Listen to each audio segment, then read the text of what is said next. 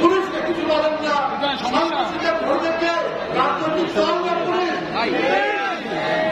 তাদেরকে ধরবে কে? র্যাব না পুলিশ? আপনি তাদেরকে ব্যবহার তারেক রহমানের বিরুদ্ধে কেন আপনারা অপপ্রচার চালাচ্ছেন? তার বিরুদ্ধে সামাজিক যোগাযোগ মাধ্যমে দিচ্ছে, তার বিরুদ্ধে স্লোগান দিচ্ছে, উদ্দেশ্য নিশ্চয়ই কোন উদ্দেশ্য নিয়ে কাজ করছে। কিন্তু আমরা দেখলাম খুলনার মাহবুব নামে বিএনপির একজনকে প্রথমে গুলি করা হলো, তারপরে পায়ের রক কেটে দেওয়া হলো। পায়ের রক কাটে তারা আপনি জানেন।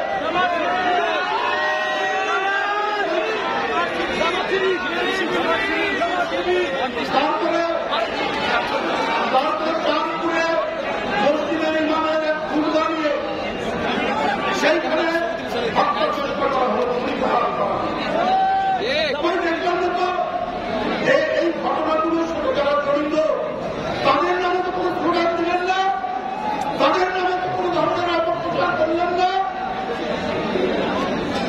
এটা তো আজকে জনগণের সবচেয়ে বড় প্রশ্ন।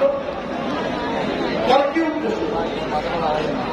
আপনাদের উদ্দেশ্য যদি ভালো হতো, যদি ভালো হয়, তাহলে প্রকৃত সরকারের সাহস পেত না। তারা দেখছে আন্দোলনকারী শক্তির মধ্যে ঐক্যের অভাব হয়েছে। তাহলে গোপালগঞ্জ কি বাংলাদেশের বাইরে? গোপালগঞ্জ কি কলকাতার? গোপালগঞ্জ কি রাজস্থানে?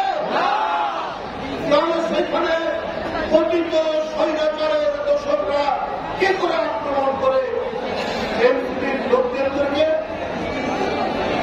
সুযোগ পেয়েছে। কত পাশের দেশে থাকে, সেইখান থেকে মোবাইলে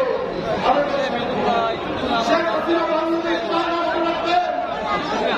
শেখ হাসিনা বাংলাদেশের শান্তি চায় না, শক্তি চায় না, গণতন্ত্র চায় না,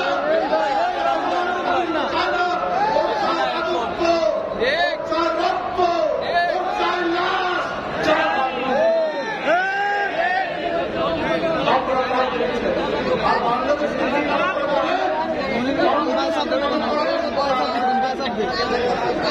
এই পরিস্থিতি শোনা